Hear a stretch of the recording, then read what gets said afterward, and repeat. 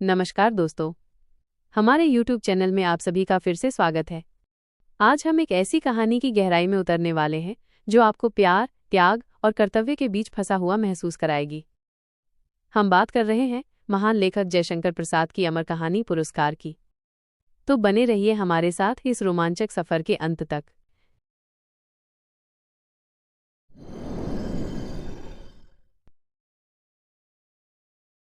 एक सुबह जब आर्द्रा नक्षत्र अपने चरम पर था, आकाश में काले काले बादल छाए थे, जिनमें से गरजने की एक गंभीर आवाज सुनाई दे रही थी, मानो देवलोक में कोई नगाड़ा बज रहा हो। पूरब दिशा के साफ सुथरे आसमान से सूरज की पहली किरणें झांक रही थी, मानो वो खुद महाराज की सवारी को देखने के लिए बेचैन हो। पहाड़ों के दामन में फैली उपजाऊ जमीन से मिट्टी की सौंधी सौंधी खुशबू उठ रही थी, जो दिल को सुकून दे रही थी। तभी नगर के बड़े से दरवाजे पर जय हो का जोरदार नारा गूंजा। भीड़ में सबसे ऊपर एक हाथी की सूंड उठी हुई दिखाई दी, जिस पर राजसी चंवर लहरा रहा था। खुशी और जोश से भरा लोगों का समुद्र हिलोरे लेता हुआ आगे बढ़ने लगा। अचानक सूरज की सुनहरी किरणों के साथ बारिश की नन्ही नन्ही बूंदों का एक झोंका सोने के फूलों की तरह बरस पड़ा। ये शुभ संकेत था और लोगों की खुशी का ठिकाना न रहा। उन्होंने जोरदार जय जयकार की। सामने सड़कों पर एक भव्य नज़ारा था। रथों, हाथियों और घुड़सवारों की लंबी लंबी कतारें लगी हुई थी। दर्शकों की भीड़ भी कम नहीं थी, जो इस अद्भुत दृश्य को अपनी आंखों में कैद कर लेना चाहती थी। हाथी धीरे से घुटनों पर बैठ गया और महाराज सीढ़ियों से उतरकर नीचे आए। महाराज का स्वागत करने के लिए दो दल आगे बढ़े। एक में भाग्यशाली विवाहित औरतें थीं और दूसरे में कुंवारी लड़कियां। उनके हाथों में आम के पत्तों से सजे मंगल कलश थे और थाल में फूल, कुमकुम और खील भरे हुए थे। वे मधुर गीत गाती हुई महाराज के पास गईं। महाराज के चेहरे पर एक प्यारी सी मुस्कान थी। पुरोहितों ने शुभ मंत्र पढ़े। महाराज ने सोने से सजे हुए हल का मूठ पकड़ा और मजबूत बैलों को चलने का इशारा किया। हर तरफ बाजे बजने लगे। किशोरियों ने खुश होकर फूलों और खीलों की वर्षा की। यह कोसल राज्य का एक मशहूर त्योहार था, जहां एक दिन के लिए राजा भी किसान बन जाते थे। इस दिन इंद्रदेव की पूजा होती थी और सब मिलकर एक बड़ा भोज करते थे। पूरे नगर के लोग इस पहाड़ी इलाके में आकर इस जश्न का आनंद लेते थे। यह महोत्सव हर साल बहुत उत्साह से मनाया जाता था और दूर दूर के राज्यों से राजकुमार भी इसमें बड़े चाव से हिस्सा लेने आते थे। उत्सव चल रहा था और हर कोई राजा को हल चलाते हुए देख रहा था। लेकिन एक राजकुमार था जो इस भीड़ से अलग था। मगध का राजकुमार अरुण अपने रथ पर बैठा इस पूरे दृश्य को बड़े ध्यान से देख रहा था। पर उसकी आंखें हल पर नहीं, बल्कि एक सुंदर और सरल लड़की पर टिकी थीं। वो थी मधुलिका, जिसने इस साल की खेती के लिए अपनी जमीन दी थी। वो अपने हाथों में बीजों का एक थाल लिए महाराज के साथ खड़ी थी। जैसे ही महाराज बीज बोने के लिए हाथ बढ़ाते, मधुलिका तुरंत उनके सामने थाल कर देती। रेशम का उसका पहनावा कौशे वसन हवा में लहरा रहा था, जिसे वो कभी ठीक करती तो कभी अपने बिखरे हुए बालों को। एक मेहनती किसान की बेटी होने के नाते उसके माथे पर पसीने की बूंदें भी चमक रही थीं, जो उसकी पलकों में उलझ रही थीं। उसका चेहरा सम्मान और थोड़ी शर्म से लाल हो रहा था। उसके होठों पर एक हल्की सी मुस्कान थी, लेकिन बीज देने में उसने कोई देरी नहीं की। सब लोग राजा को हैरानी और उत्सुकता से देख रहे थे, लेकिन अरुण की नजरें तो बस मधुलिका पर थीं। क्या भोला सौंदर्य था, कितनी मासूमियत थी उसकी आंखों में। उत्सव का मुख्य काम पूरा हो गया। अब बारी थी पुरस्कार की। महाराज ने मधुलिका को उसके खेत के बदले एक थाल में सोने के सिक्के दिए। ये राजा का सम्मान था, एक तरह का तोहफा। मधुलिका ने थाल को सिर से लगाया, मानो वो राजा का धन्यवाद कर रही हो। लेकिन अगले ही पल उसने जो किया, उसने सबको हैरान कर दिया। उसने थाल में रखे सभी सोने के सिक्के राजा के ऊपर न्योछावर करके जमीन पर बिखेर दिए। ये देख सब लोग चौंक गए। खुद महाराज की भौहें भी तन गईं, पर मधुलिका नहीं डरी। उसने सिर झुकाकर बड़े ही विनय से कहा, महाराज, ये मेरे पूर्वजों की जमीन है, इसे बेचना मेरे लिए पाप है, इसलिए मैं इसका दाम स्वीकार नहीं कर सकती। महाराज कुछ कहते उससे पहले ही बूढ़े मंत्री ने गुस्से से कहा, अनाड़ी लड़की, यह क्या बकवास है? तू राजा का अपमान कर रही है। तेरी जमीन की कीमत से चौगुनी कीमत दी जा रही है, और ये तो कोसल राज्य का नियम है।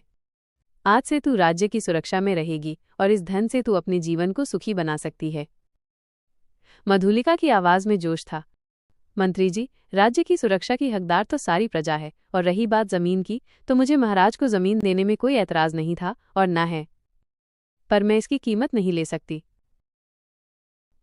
मधुलिका की बात सुनकर मंत्री जी हैरान रह गए।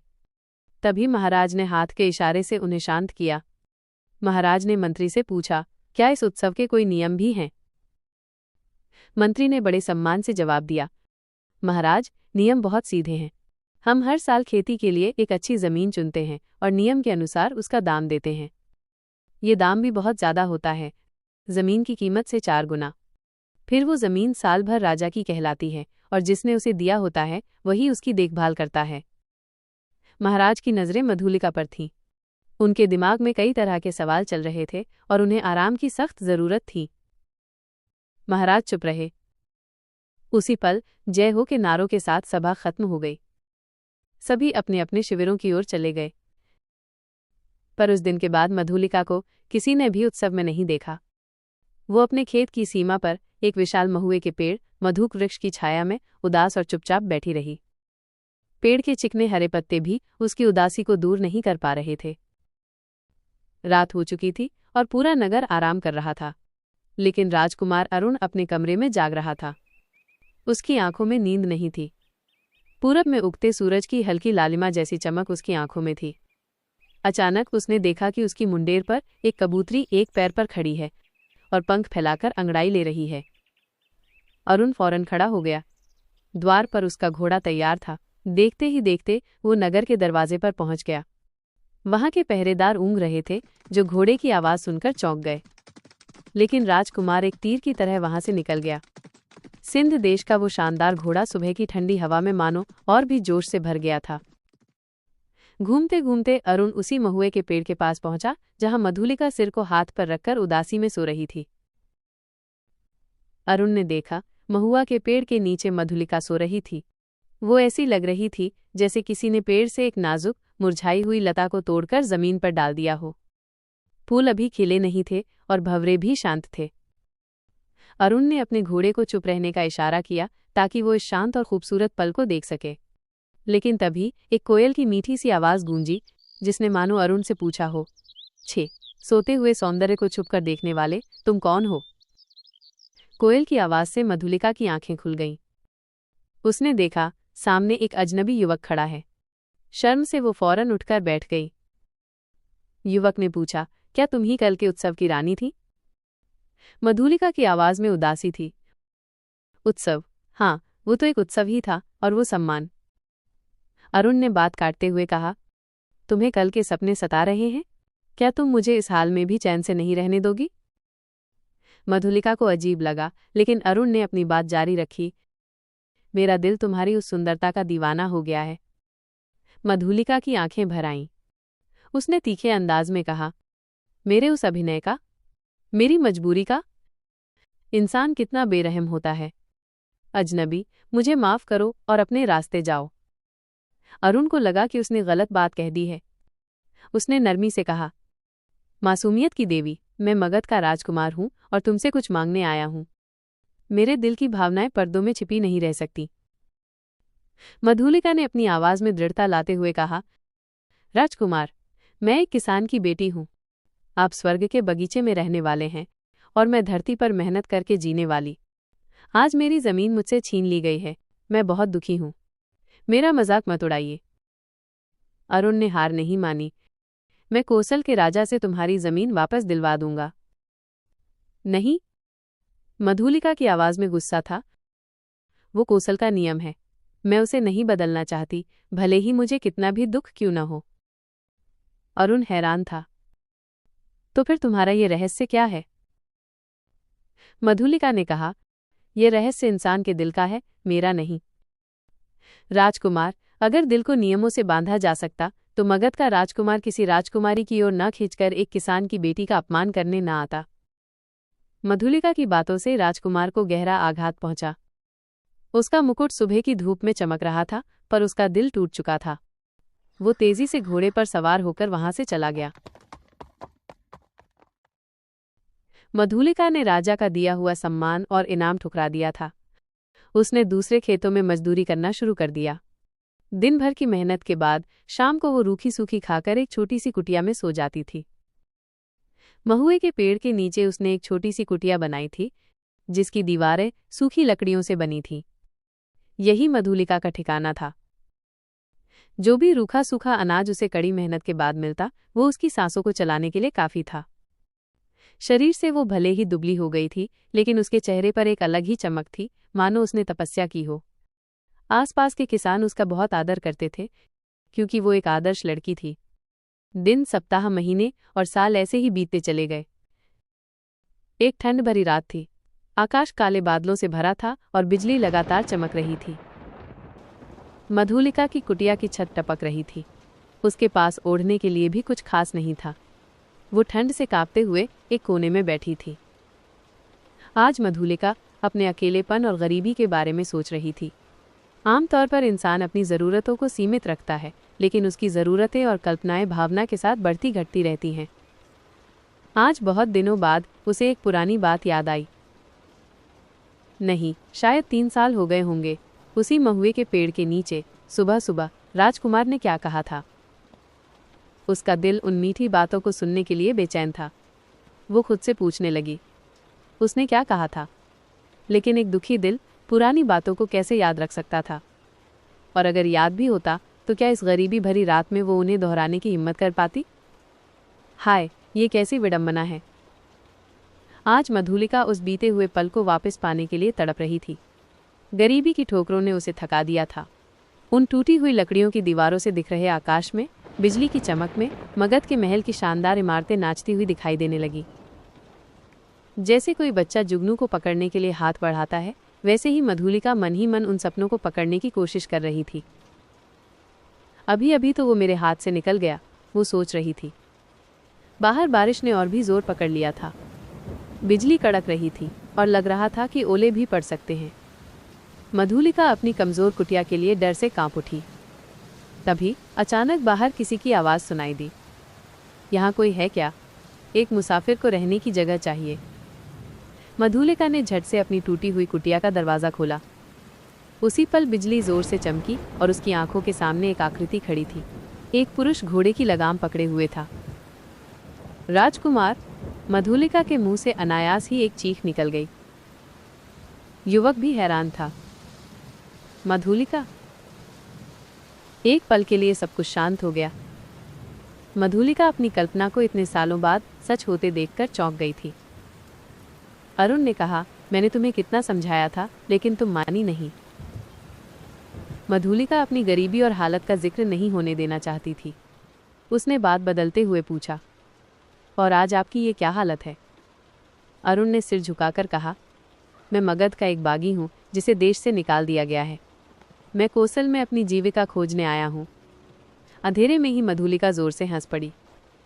मगध के विद्रोही राजकुमार का स्वागत एक अनाथ गरीब किसान की बेटी कर रही है। ये भी एक अजीब विडंबना है, पर फिर भी आपका स्वागत है। उस रात कड़ाके की ठंड थी। चारों ओर घना कोहरा छाया था। हड्डियां कंपा देने वाली हवा चल रही थी। फिर भी अरुण और मधुलिका दोनों पहाड़ी की गुफा के दरवाजे पर एक वट वृक्ष के नीचे बैठकर बातें कर रहे थे। मधुलिका की आवाज़ में जोश था, लेकिन अरुण बहुत ही सावधानी से बोल रहा था, मानो कोई राज छिपा रहा हो। मधुलिका ने पूछा, जब आप इतने गरीब और मजबूर हैं, तो फिर इतने सारे सैनिकों को अपने साथ रखने की क्या ज़रूरत है? अरुण ने जवाब दिया, मधुलिका, ताकत ही तो हम वीरों का सहारा है। ये मेरे जीवन मरण के साथी हैं, मैं इन्हें कैसे छोड़ सकता हूँ? और करता ही क्या? मधुलिका ने सवाल किया, हम लोग मेहनत से कमाते और खाते हैं, अब तो आप भी? नहीं। अरुण की आवाज़ में अचानक जोश आ गया। ये मत भूलो, मुझे अपनी ताकत पर भरोसा है। मैं एक नया राज्य बना सकता हूँ। मैं निराश क्यों हूँ? अरुण की आवाज़ में कुछ छुपा था, जैसे वो कुछ कहना चाहता था पर कह नहीं पा रहा था। एक नया राज्य? मधुलिका ने हैरानी से कहा। ओहो, आपका जोश कम नहीं है। भला कैसे? कोई योजना बताओ ताकि मैं भी कल्पना का मजा ले सकूं। अरुण की आंखों में एक चमक थी। ये कल्पना नहीं है मधुलिका, मैं तुम्हें राजरानी बनाकर सिंहासन पर बैठाऊंगा।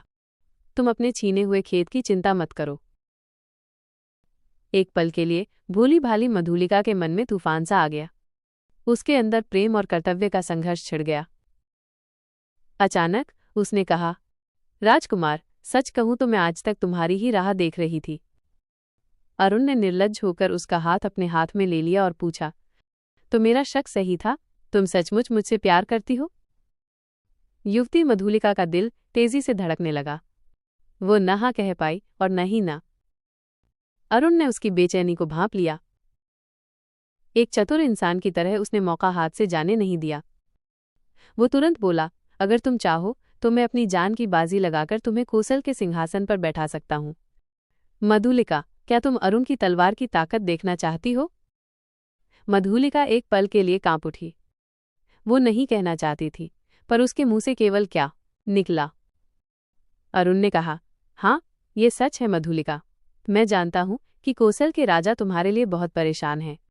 तुम्हारी छोटी सी प्रार्थना भी वो नहीं ठुकराएंगे। और मुझे ये भी पता है कि कोसल के सेनापति ज्यादातर सैनिकों को लेकर पहाड़ी लुटेरों को दबाने के लिए बहुत दूर गए हैं। ये सुनकर मधुलिका की आंखों के सामने बिजलियां चमकने लगी। उसके दिमाग में भयानक विचार घूमने लगे। अरुण ने पूछा, तुम कुछ बोल क्यों नहीं रही हो? जो आप कहेंगे मैं वो करूंगी, मधुलिका ने किसी सम्मोहित इंसान की तरह कहा। सोने के सिंहासन पर कोसल नरेश आधी नींद में आंखें बंद किए बैठे थे। उनके पीछे एक युवती बड़े कौशल से चंवर एक तरह का पंखा डुला रही थी। उस कमरे में धीरे धीरे ठंडी हवा बह रही थी। एक और युवती मूर्ति की तरह दूर खड़ी पान का थाल लिए इंतजार कर रही थी। तभी एक सैनिक आया और उसने झुककर कहा, महाराज की जय हो। एक स्त्री आपसे कुछ निवेदन करना चाहती है। महाराज ने आंखें खोली और कहा, स्त्री प्रार्थना करने आई है? उसे अंदर आने दो। सैनिक के साथ मधुलिका आई। उसने महाराज को प्रणाम किया। महाराज ने ध्यान से उसे देखा और पूछा, मैंने तुम्हें कहीं देखा है? मधुलिका ने जवाब दिया, हाँ महाराज, 3 साल पहले मेरी जमीन खेती के लिए ली गई थी। महाराज ने मधुलिका से पूछा, ओह, तो इतने दिन कष्ट झेले, आज उसका दाम मांगने आई हो? नहीं महाराज, मधुलिका ने कहा, मुझे कोई कीमत नहीं चाहिए। महाराज हैरान थे। मूर्ख, तो फिर क्या चाहिए? मधुलिका की आंखों में एक अजीब सी चमक थी। उतनी ही जमीन, लेकिन दुर्ग के दक्षिणी नाले के पास वाली जंगली जमीन। मुझे एक सहायक मिल गया है जो वहां खेती में मेरी मदद करेगा। महाराज ने सोचा, किसान की बेटी, वो जमीन तो ऊबड़ खाबड़ है और सैनिक तौर पर बहुत अहम भी। मधुलिका ने दुखी होकर पूछा, तो क्या मैं निराश होकर लौट जाऊं? महाराज के चेहरे पर नरमी आ गई। सिंह मित्र की बेटी, मैं तुम्हारी प्रार्थना कैसे ठुकराऊं? जैसी आपकी आज्ञा महाराज। मधुलिका ने सिर झुकाकर प्रणाम किया और वहां से चली गई। दुर्ग के पास एक भयानक नाले के किनारे घना जंगल था। आज वहां की शांति इंसानों की चहल पहल से टूट रही थी। महाराज की आज्ञा मिलते ही अरुण के छिपे हुए सैनिक अब आजादी से घूम रहे थे। झाड़ियां काटी जा रही थीं और रास्ता बन रहा था। किसी को शक नहीं था, क्योंकि सबको लगता था कि वहां मधुलिका का खेत बन रहा है। शाम ढल चुकी थी। अरुण और मधुलिका एक घनी झाड़ी के पास एक दूसरे को देख रहे थे। अरुण की आंखों में जीत की चमक थी। सूरज की आखिरी किरणें मधुलिका के चेहरे को छू रही थीं। अरुण ने कहा, बस 4 पहर और, मुझ पर यकीन करो, सुबह होते ही इस कमजोर कोसल की राजधानी पर तुम्हारा राज्याभिषेक होगा और मैं जो मगध से निकाला गया था एक आजाद देश का राजा बनूंगा। मधुलिका का चेहरा डर से पीला पड़ गया। अरुण, सिर्फ 100 सैनिकों के साथ तुम? अरुण की आंखों में एक भयानक जुनून था। रात के तीसरे पहर मेरी जीत की यात्रा शुरू होगी। मधुलिका ने पूछा, तो तुम्हें इस जीत पर पूरा यकीन है? अरुण ने कहा, बिल्कुल। तुम अपनी कुटिया में ये रात बिताओ, सुबह होते ही राजमहल तुम्हारा घर होगा। मधुलिका खुश थी, लेकिन अरुण के लिए उसके मन में डर भी था। वो कभी कभी बच्चों की तरह सवाल पूछ बैठती। अरुण उसे समझा देता। अचानक एक इशारा पाकर उसने कहा, ठीक है, अब अंधेरा बहुत हो गया है, तुम्हें भी दूर जाना है और मुझे भी आधी रात तक इस मिशन का पहला काम पूरा करना है, तो रात के लिए विदा। मधुलिका, अरुण ने प्यार से पुकारा। मधुलिका खड़ी हो गई। कांटेदार झाड़ियों में उलझती हुई वो बढ़ते अंधेरे में अपनी कुटिया की ओर चल दी। रास्ता अंधेरा था और मधुलिका का दिल भी घने अंधेरे से घिरा था। उसका मन अचानक बेचैन हो उठा, सारी खुशी गायब हो गई। जितनी भी सुख की कल्पनाएं थीं, सब अंधेरे में खोने लगी। वो डर गई थी। सबसे पहला डर उसे अरुण के लिए था। अगर वो सफल नहीं हुआ तो?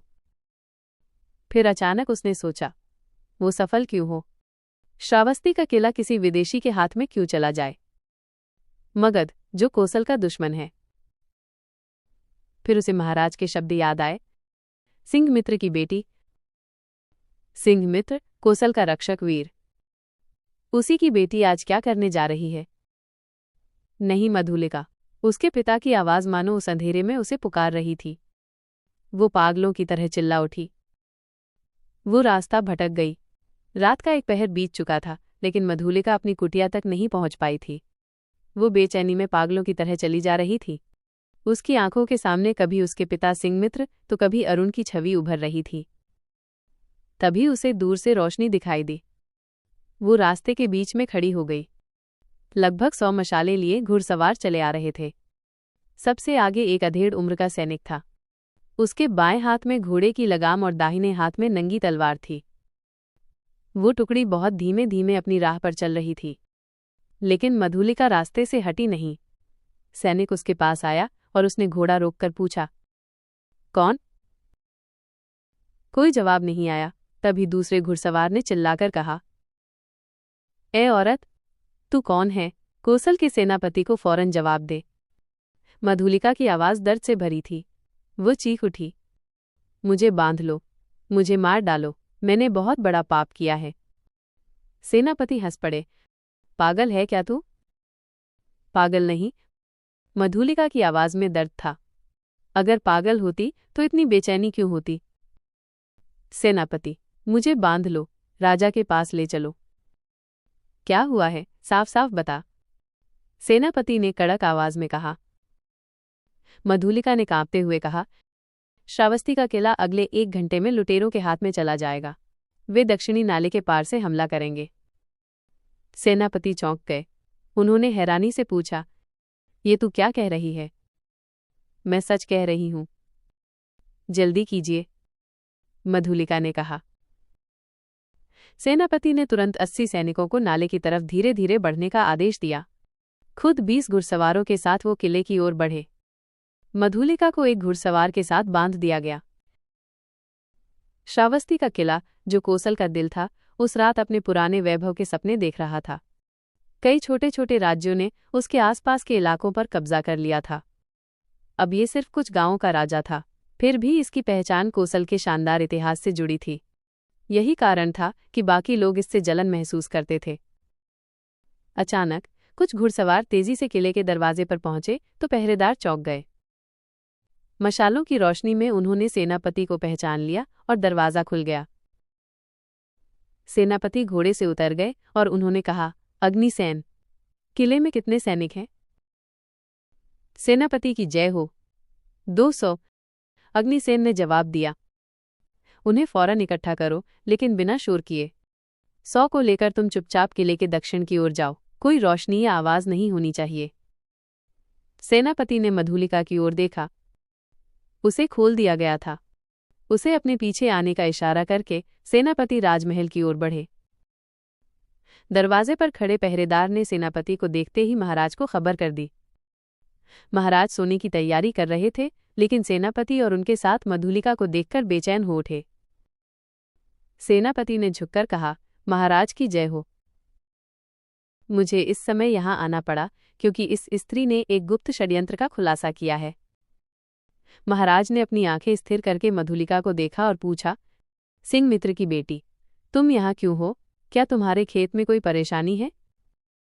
महाराज, सेनापति ने जवाब दिया, किसी दुश्मन ने उसी जमीन के रास्ते आज रात किले पर हमला करने की योजना बनाई थी और इसी स्त्री ने मुझे रास्ते में ये खबर दी। राजा ने मधुलिका की ओर देखा। वो शर्म और लज्जा से सिर झुकाए खड़ी थी। राजा ने सीधे सीधे पूछा, मधुलिका, क्या ये सच है? मधुलिका की आवाज कांप रही थी। हाँ महाराज। राजा ने तुरंत सेनापति से कहा, सैनिकों को इकट्ठा करो और तुम आगे बढ़ो, मैं अभी आता हूं। सेनापति के जाने के बाद राजा ने मधुलिका से कहा, सिंह मित्र की बेटी, तुमने एक बार फिर कौशल का उपकार किया है। ये सूचना देकर तुमने एक महान पुरस्कार का काम किया है। तुम यहीं रुको, मैं पहले उन दुश्मनों से निपट लेता हूं। अपने खतरनाक अभियान में अरुण पकड़ा गया। पूरे किले में मशालें जल उठी और हर तरफ जय हो के नारे गूंजने लगे। श्रावस्ती का किला आज एक बड़े खतरे से बच गया था। बच्चे, बूढ़े और जवान सब खुशी से पागल हो रहे थे। सुबह का सूरज उगते ही दरबार लोगों से भर गया। जब कैदी अरुण को लाया गया तो जनता का गुस्सा फूट पड़ा। सबने चिल्लाकर कहा, वध करो, वध करो। राजा ने सबकी सहमति से प्राण दंड की सजा सुनाई। मधुलिका को बुलाया गया। वो पागलों की तरह आकर खड़ी हो गई। राजा ने पूछा, मधुलिका, तुम्हें जो भी पुरस्कार लेना हो मांग लो। वो चुप रही, जैसे उसके पास कहने को कुछ न बचा हो। राजा ने फिर कहा, मेरी जितनी भी खेती की जमीन है वो सब मैं तुम्हें देता हूं। मधुलिका ने एक बार कैदी अरुण की ओर देखा। उसकी आंखों में नफरत नहीं बल्कि एक अजीब सा दर्द था। उसने कहा, मुझे कुछ नहीं चाहिए। अरुण के चेहरे पर एक व्यंग्यात्मक मुस्कान थी, जैसे वो मधुलिका की बेबसी पर हंस रहा हो। राजा ने कहा, नहीं, मैं तुम्हें जरूर दूंगा, मांग लो। मधुलिका ने गहरी सांस ली। उसकी आवाज में दर्द और दृढ़ता दोनों थी। तो मुझे भी प्राणदंड मिले। ये कहते हुए वो सीधे कैदी अरुण के पास जाकर खड़ी हो गई। ये मधुलिका का अंतिम और सबसे बड़ा फैसला था। उसने अपने प्रेम को नहीं बल्कि अपने देश के प्रति अपने कर्तव्य को चुना। उसने अपने किए गए धोखे का पश्चाताप किया। मधुलिका का पुरस्कार कोई धन दौलत नहीं बल्कि अपने देश के प्रति उसकी सच्ची निष्ठा और अपने पाप का प्रायश्चित था। ये कहानी हमें सिखाती है कि सच्चा पुरस्कार कभी किसी इनाम में नहीं बल्कि सही काम करने की हिम्मत और अपने आत्मसम्मान को बचाने में होता है। तो दोस्तों, ये थी जयशंकर प्रसाद की अमर कहानी पुरस्कार। कैसी लगी आपको ये कहानी? क्या मधुलिका का फैसला सही था? क्या प्रेम और कर्तव्य के बीच चुना गया उसका रास्ता आपको भी सोचने पर मजबूर करता है? हमें कमेंट करके ज़रूर बताइए। आपके विचार जानना हमारे लिए बहुत ज़रूरी है। अगर आपको ये वीडियो पसंद आया हो तो इसे लाइक करें, अपने दोस्तों के साथ शेयर करें और हमारे चैनल को सब्सक्राइब करना बिल्कुल न भूलें। और हाँ, बेल आइकॉन भी दबा दें ताकि हमारी आने वाली कोई भी कहानी आपसे छूट न जाए। अपना ख्याल रखें और हंसते मुस्कुराते रहें।